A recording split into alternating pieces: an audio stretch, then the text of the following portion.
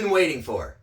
Alex, on Nostalgianomics channel, is gonna talk negative about the Pokemon market. Make sure to get your popcorn and icy ready. Hit record on this, download it, clip it. You can use it against me in the Discord. You can use it against me on my live chats and in my comment sections. Give the haters a bunch of juice to just throw at me for years to come.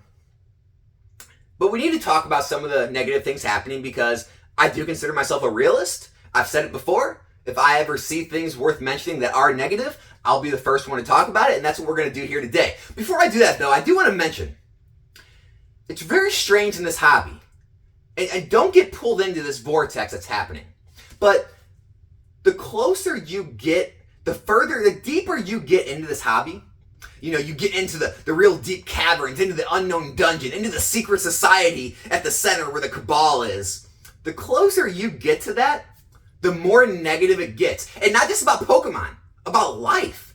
Some of these people, they'll have you living in a doomsday bunker, growing your own food out in the middle of the woods because everything's, going to zero. I mean, these people are negative about the world, everything's going to go to war, the U.S. is going to collapse, the dollar's going to collapse, no one's going to want physical assets in the future, all collectibles are going to go to zero, Pokemon's negative, the grading companies aren't grading hard enough, the pop reports are too high, they're printing too much product, no one's going to want to buy this stuff in the future, nothing's rare anymore, whatever it may be. I mean, they will just get you so negative about life in general, you want to curl up in a ball and not move. And all I got to say is that, guys, just get out more, because I talk to a lot of people now, and it seems like every single person I talk to outside of this, Poke Nerdverse, they're all positive. And not just about the hobby, like I said, about life. I mean, they're all lives are good. They're having advancement in their careers or jobs, or their businesses are growing. They're talking about their Pokemon investments, which they're still buying. They're still reaching collection goals. They're having a good time collecting. They're enjoying the hobby, maybe with their kids or their friends or their wives or husbands, and everyone's having a great time. Everyone's really optimistic about the future. And then it seems like the further you get in the hobby and the closer you get to the nucleus where the Poke Cabal is, the negative you get about life and Pokemon in general. So don't go that far, get out a little more, but we do got to talk about some real things in this video. So Scarlet Violet era is definitely having some trouble. And I know I've said before, this is normal, and to an extent it is, but we're starting to get pushed past the boundaries of normal at this point. And I'll tell you what I mean.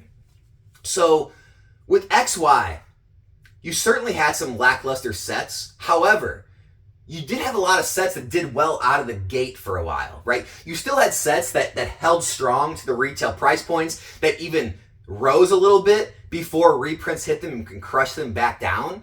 And then you did have some lackluster sets, right? You had the Steam Sieges.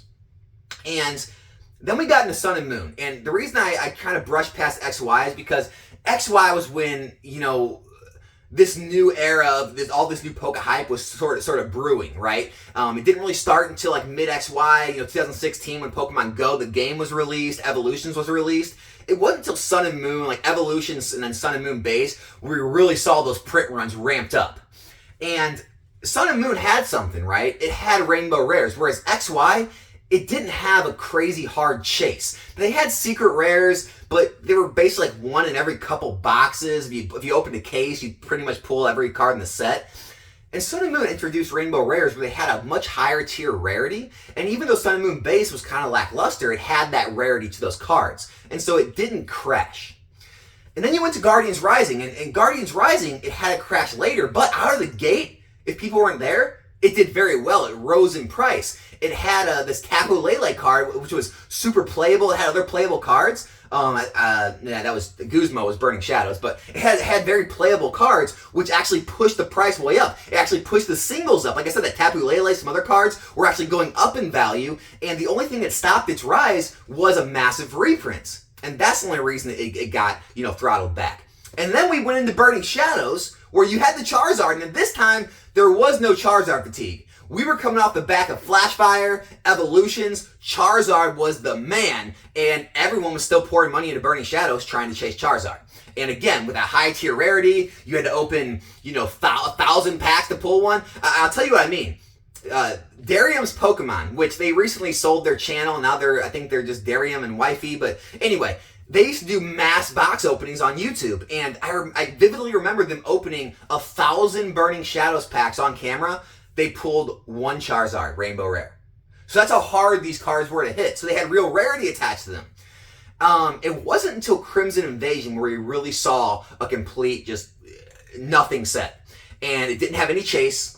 No one wanted the cards, even though there was rarity of Rainbow Rares, no one wanted the Rainbow Rares, and it was the first set that did not rise, and it did not hold value out of the gate. It just basically went straight down, and stores couldn't get rid of it. It actually, I think it killed a lot of game stores because people were just so hyped on Pokemon that was coming off the back of Evolutions and a bunch of good, pretty good Sun and Moon sets, and it got crushed. It crushed people down in the 70s. Now, some people say it was lower than that. Private sales, I don't get into private sales. They're not realistic. Open market, those boxes were in the 70s. And it's pretty much what Scarlet Violet base is today. I know it's in the 80s, and if you haven't checked, it is in the 80s. Scarlet Violet base set has a very established seller on TCG Player. It's not like a 0% feedback fake box. Established seller selling boxes for $85 plus $350 shipping, $88.50. It's about 7-ish% less than what stores are buying those boxes from distributors at. So you can now get in lower than distributor pricing. You can do better than the stores right now. So it's in the mid-80s. We saw Crimson Invasion fall to the mid-70s, which back then distributor pricing was mid-80s. So it's about the same drop. I think Crimson Invasion was actually a little worse drop. So that's kind of what we're seeing now. However, that was one set. Then Shining Legends came out. Shining Legends did fantastic. Then it got reprinted and it stayed stagnant for a while. But pretty much every set in Sun and Moon at least held the value or rose in value out of the gate before the reprints. Before they went stagnant or kind of came back down. Where in Scarlet and Violet, we are not seeing any strength whatsoever. Scarlet Violet base, they tried to release it very high out of the gate because they thought, hey, new retail price, new MSRP, let's make the prices a lot higher out of the gate, to make up for the distributors charging us more. Didn't work. The market just completely said, nope, we're not paying that much for a booster box. You keep them. And the prices came down, down, down, down, and down. And what it did, it made stores release price Paldea a lot lower, and we found out it still wasn't low enough. It went straight down, and now we're seeing Obsidian Flames at release. It's going straight down. Obsidian Flames is now under $100 a box. You can buy it by the case. You can buy it by the single box. You can get it under $100 already. And then Paldea, I believe, is around $95 a box now in the market. You might be able to find it a little lower. So we're seeing no strength. I know I said this is very reminiscent of the XY and Sun and Moon market, and what I meant by that is boxes are not supposed to rise out of the gate, right? They're not supposed to, go crazy like Sword and Shield. You're supposed to have to invest, hold these things for 6 months, a year and a half, 2 years, sometimes 2 years plus to really see legitimate movement. However, we didn't see this big of crashes with every consecutive set in those other eras. It wasn't like every set that was released went straight down. That's not how it was. And so there is definitely some concern. Now, I don't know what it is. I don't know if the printing is just way too high and Pokemon Company needs to get it under control because the demand is not quite as high as they are pushing those printers now. I don't know if because the sets are just too lackluster and the chases aren't perceived as hard enough, because that could be a real issue. If the chases aren't hard enough, why are people going to open that many boxes or packs, right? It's just, there's no reason to. So that could be a reason. There's another reason that could be, there is some consumer, there is some, just some falling off of consumer spending in the Pokemon or collectible space. There's a fourth reason that could be people are just sitting a bunch of money on the sidelines and Pokemon Go is just going to absolutely just blow off because everyone's saving their money for that home run product. That could be it. You have a fifth reason, which could be other languages. I know Korean, Japanese, These other languages are actually doing very well, so that's taking a portion of the market. You have other card games that are doing well. You have One Piece, obviously Magic the Gathering, obviously, Yu-Gi-Oh, MetaZoo, Flesh and Blood. You have a lot of new card games popping up. Lorcana now. Lorcana's taking tons of market share that are all taking market share from Pokemon. So even if consumer spending is still the same, it could just be getting diversified over too many hobbies now, where not as much is pouring into Pokemon because the plays or the investment value might be better somewhere else because there's less supply or the markets aren't as established, they're not as optimized, whatever it may be. And so, yeah, there's some very real cause for concern. However, the rest of the market is doing well. And that's what tells me the hobby's strong. Pokemon's going to have to figure out, and the market's going to have to stabilize with Scarlet and Violet. However, look at Sword and Shield. I mean, Lost Origin, Silver Tempest, those reprints, they dropped the products like 15%. However, if you've seen reprints in the past, reprints usually crush items. And those didn't get crushed. Those are stabilizing very well. Astral Radiance, which was seen as a very lackluster set out of the gate. No one wanted Astral Radiance coming off the back of the other sets, right? Off the Evolving Skies, the Fusion Strike, the Chilling Reign, all of that. No one wanted it. Guess what? It's now in the 140s. It's now selling for mid $140 range. Chilling Reign, Fusion Strike, they're strong. They're moving up into the 150s. Evolving Skies in the 450s, moving to 500 very quickly. Those boxes are selling quickly. Pretty much the only alt art set that isn't moving, I would say, is probably Battle Styles. I mean, even Celebrations is seeing an uptick. Pokemon Go, we're not even going to talk about that. Pokemon Go is not seeing an uptick either. But we're not going to get into all that. And then Crown Zenith is going to have a reprint. There's going to be some opportunities there where, expect a drop, but also expect probably a recovery because the set is so strong. But you can move back into early Sword and Shield. You can move back into Sun and Moon, into XY. You can see multiple cards, boxes, sealed products, all moving up and to the right, which we like to see on our charts. So it's really just the reprint sets that are getting stagnant. They're being crushed down and staying stagnant while the supply runs out. And we're seeing the Scarlet and Violet era really have a hard time finding its footing.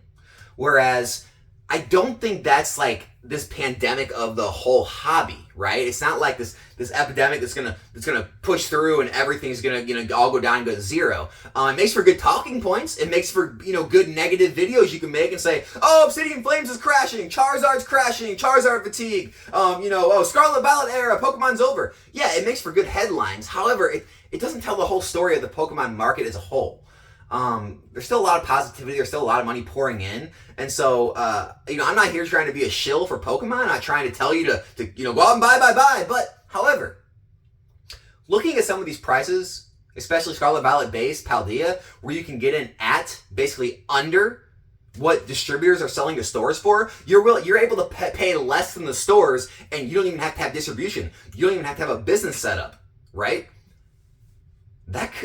History has told us that has been a good time to buy.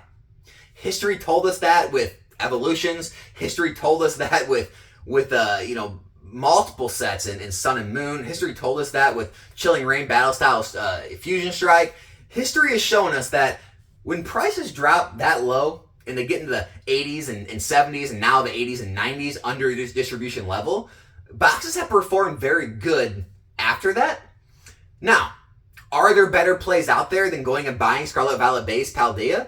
Of course, you're always going to be able to find better plays. However, if you're looking for the lowest cost basis and you're wondering where the bottom is, we're probably somewhere near a bottom in my opinion. Now don't take my word for that and think it's gold and that word is solid. Alex said it, so it's never going to go lower. I'm not saying that. However, it's a lot safer. Your downside risk is so small getting into boxes at these levels. And so, if you've been sitting on the sidelines, thinking about Scarlet and Violet, buying boxes in the 80s and low 90s, that's a good entry point.